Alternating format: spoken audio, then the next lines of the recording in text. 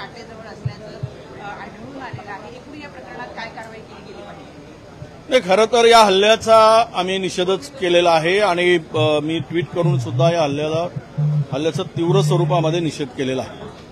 हा हल्ला पूर्वनियोजित होता.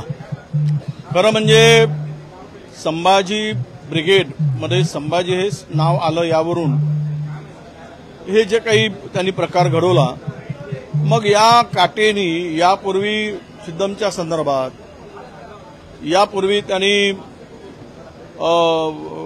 सोलापूरकर आणि पुन्हा तो आमच्या नागपूरचा कोरटकर यांनी एवढा महाराजांचा अवमान केला. त्यावेळेस यांनी तिथे का विरोध दर्शवला नाही आणि त्या पलीकडे जाऊन मनोहर भिडेचं नाव संभाजी ठेवलेलं आहे महाराजांचं.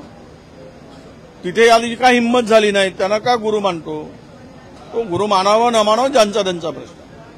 परंतु हा जो हल्ला झाला हा पूर्वनियोजित आणि पुरोगामी विचारावर झालेला हा हल्ला आहे असा मी मानतो.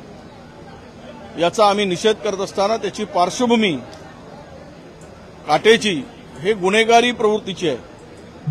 त्याच्यावर पिस्तूल बाळगल्याचा, सगळ्या चुलत भावाचा खून केल्याचा अशा प्रकारचे गंभीर आरोप असलेला हा गुन्हेगारी पार्श्वभूमी असलेला हा व्यक्ती आहे.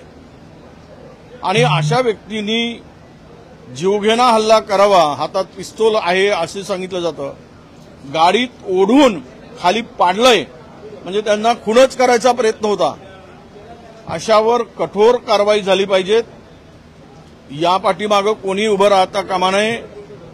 तो कुठल्या विचाराचा आहे किंवा कुठल्या पक्षाचा आहे, कुणाच्या जवळचा आहे याची अजिबात कोणीही त्याला पाठीशी घालण्याची हिंमत करू नये. आणि हा विषय आम्ही स्थगन पण मी दिलेला आहे. त्यावेळेस हा विषय आम्ही त्यावेळेस मांडू.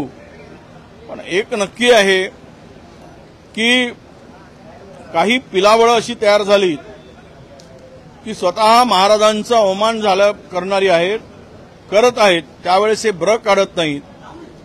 आणि त्याला फार मोठा, मी काही चॅनलवर पाहिलं की हा फार मोठा सामाजिक कार्यकर्ता आहे असं दाखवलं गेलं, पण त्याची गुन्हेगारी पार्श्वभूमी कोणी दाखवली नाही.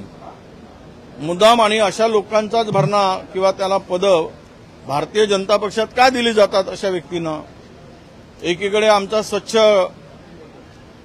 कारभार सांगायचा, एकीकडे आम्ही कुठल्याही अशा हिंसक प्रवृत्तीला थारा देत नाही असं बोलायचं, आणि तिसरीकडे मात्र या प्रवृत्तीला पक्षात सामावून घ्यायचं.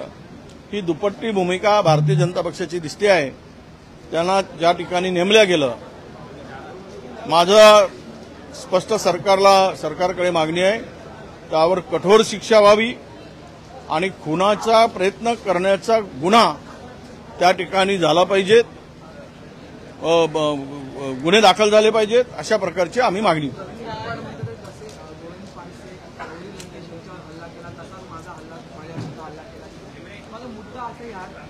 संभाजी ब्रिगेड बोलणं किंवा छत्रपती संभाजी बोलणं याच्यावरून खरंच महाराष्ट्रात राजकारण करण्याची गरज आहे? नाही, हे मी सांगितलं आहे की यामागे बोलवते धनी वेगळे आहेत, हे सगळं प्लॅनिंग करणारे वेगळे आहेत. आणि असे मोहरे, क्रिमिनल गुन्हेगारी प्रवृत्तीचे मोहरे पोचले जातात आणि त्यांच्या करवी अशा प्रकारच्या घटना घडवल्या जातात. हा आमचा थेट आरोप आहे. चला.